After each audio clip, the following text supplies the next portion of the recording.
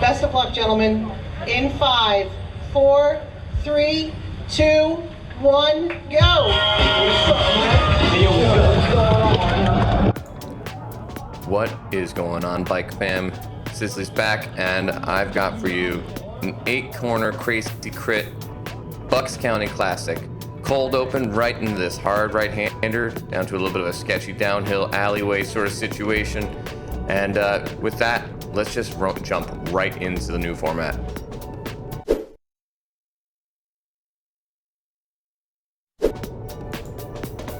While we're on this spooky little downhill here that has a couple little potholes and manhole covers, we come to a relatively abrupt stop here and another 90-degree turn. Crawling down to, I think, what, 12 miles an hour? 11. And yeah, as you can tell, it's definitely raining. 70 degrees and rainy. That's what I on Bike Reg. My Wahoo's telling me 64. Have a 1.38 mile crit that only has 92 feet of elevation. Again, 8 corners here. Which, since you've seen us go downhill, you know we must go uphill on the back half. While we continue with our little preview lap here, we're going to come to some additional crosswalks. As we remember from our last video, crosswalks can be evil, especially when they are wet and they don't put any grit on them. So we're going to continue going downhill here. These speed humps are a little bit deceptive. If you hit them with speed without really noticing they were there, you're going to get bucked pretty good. Fortunately, I don't think anybody lost a wheel or anything going over this iteration, but I have seen it in the past. This corner was pretty important because if you didn't carry that momentum up the hill, well, you got to start working twice as hard just to get reconnected. Got another right-hander coming up. And I definitely felt my back wheel skid on some of those stop street markings.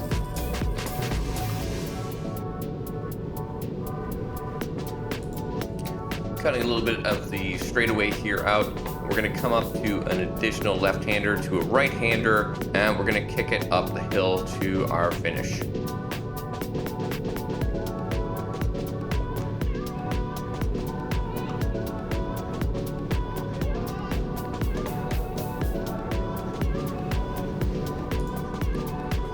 Right behind me is my buddy Tez, DS fellow.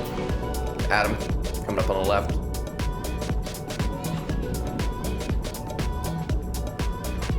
And I think in front of us is that's the guy from Electric City that was living on his toots. But I think going up the hill, that kind of makes sense today. There's Kyle from DS fellow with me as well. So we got a pretty deep squad today. I think we haven't seen Logan or Mike yet. Those are the other two that we had. Yeah, so you can see this is just a long slog back uphill. So now that you have an idea of what the course looks like, well, let's go over the data.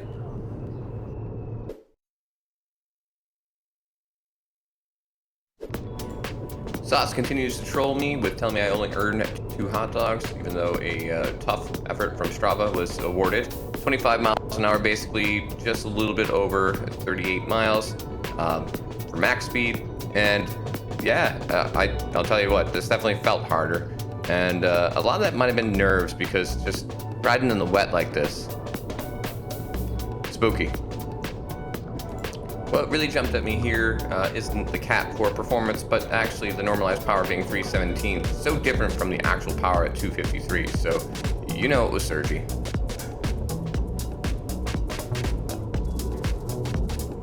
But we did go over a little bit for tactics, so yeah, let's get into that.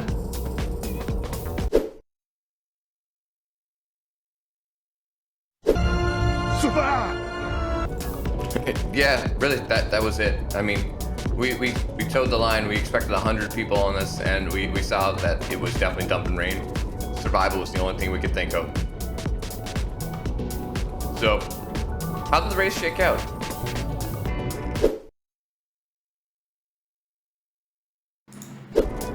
So a couple of different teams showed up here today. Automatic Lonely Hearts showed up with probably a small army of riders, and I think I announced myself there because I almost get taken out of my wide swing. And again, this back kicker here, I'm not kidding, kicker. It was a long slog back up to the top of the hill, and if you lost connection there, that was not a fun exchange between you and your bicycle. But you can tell that someone's definitely at the front of this and stomping on the pedals pretty good, because they're about to make the next turn and I'm already way back here halfway down this straightaway, and it is single file. So I try to serve some wheels, be conservative, but try to also not miss things going up the road too quickly. So yeah, everybody kind of would soft pedal in this area. As you can see, like not pedaling. Everybody's just trying to very carefully navigate some of these corners here, because again, as we learned in St. Louis, crosswalks are evil. After safely wrapping up most of lap 3, I finally connect up with Logan, and up there on the right is Mike Jones. Mike Jones! But a super bummer, because worked this hard just to connect up to the big swell, and everybody's kind of taking it easy up here. A little bit on the importance of trusting the wheels in front of you, trusting Logan, not trusting the 2 riders in front of him. That little fishtail action there for Automatic Lonely Hearts was a little nerve-wracking for me, but glad he's able to keep it upright, and we're back on it again.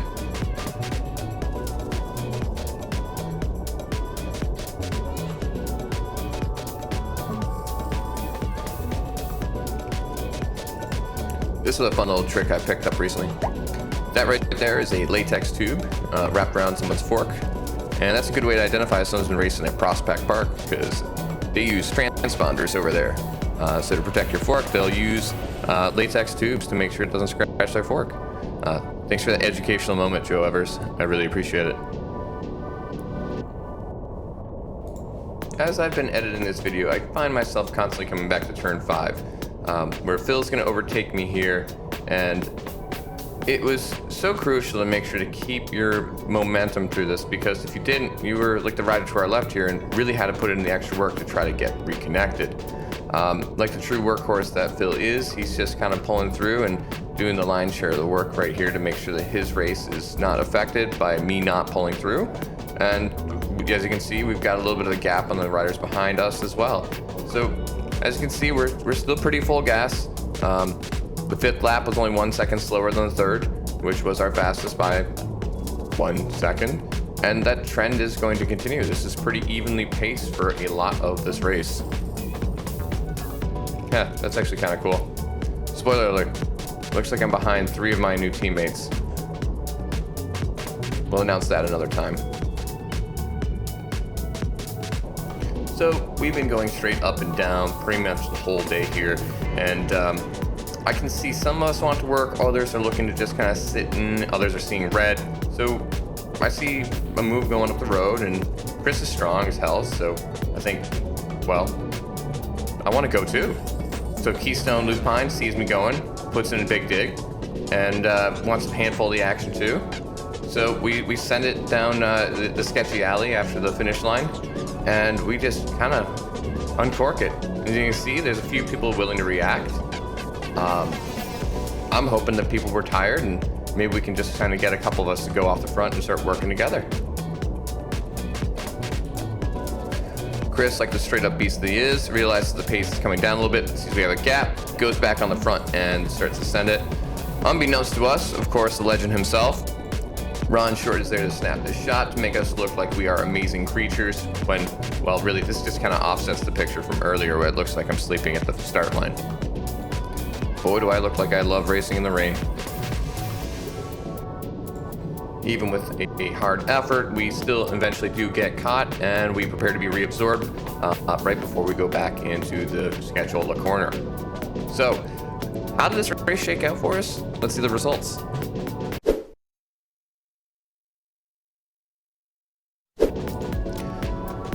So we're about 10 laps in, and we did talk about trusting the wheels in front of you. Unfortunately, we have a rider go down, spooks another, and a couple more get a little bit freaked and have to come to a slow to a stop. So here we go again. Typical sound of carbon hitting the concrete and people start taking off. Really sorry that happened, guys. Still believe that crosswalks are evil. Other than that crash, I don't think there were too many more, at least not more than I saw. So everybody relatively kept it safe. About a minute of hard work later, and we're about to go up that sucky climb again. As you can see here, I am coasting, and thinking back to how well I did at Wilmington, I kind of just let this gap open, take the line I want, keep my momentum, and you can see my heart rate just starts to go down before the long and sucky climb. I think that this strategy here for that corner really saved my race, but I'm happy to hear if someone has an opposing opinion, if they have better strategies for Bucks County. So now I find myself more towards the pointy end of the race, a little bit less chaotic, while the race is winding down with 2 laps to go. I'm taking the lines I want, my heart rate's gone back down to a happy place. I know and trust Chris's wheel here in the general classification kit. And at one point in the race today, we just kind of had that subtle nod to one another. You know, where quietly we're going to tell each other that we're going to try to work together. So what ended up happening here is, well, Chris gets nice and foamy with that spray going on. And I think since he's starting to pedal a little bit softer in a bit, that's my cue, but then he gets out of the saddle. And then I realized he just wants to make it harder for everybody in the back of this, and to make it to that next corner is very safe and just take the line he wants and kind of bomb that. So let's see how he does.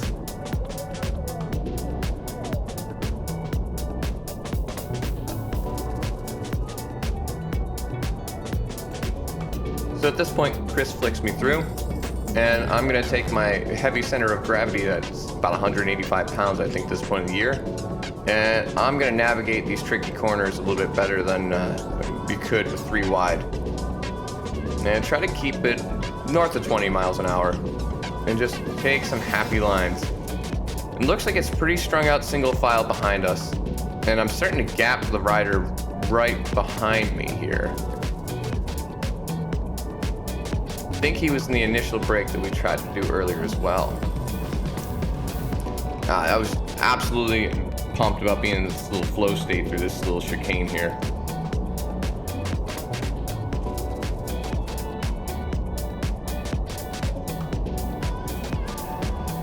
We start making our way through these speed bump crosswalks, and that gap is still there. And Chris recognized that, thinking he might be able to bridge and kind of counter off of me, which would have been nice, honestly. Then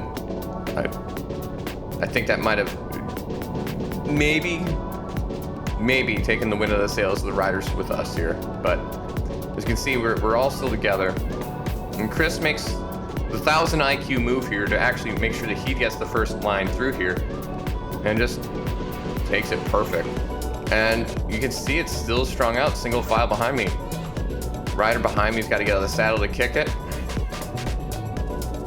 which means it's so much harder for everybody behind them.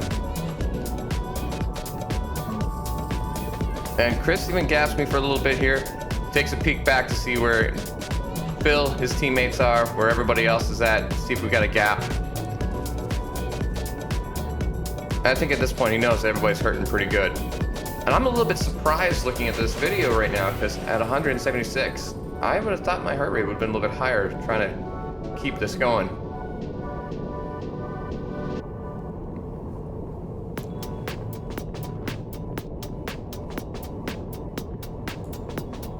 Chris is just soft pedaling up there for the most part, and I think he realizes that the swell is coming, and rather than getting swallowed back up, he and I think, are on the same page here, that we want to do this one more time. We want to see if we can kind of snap this elastic, because if we don't, it's gonna be a pack finish for both of us.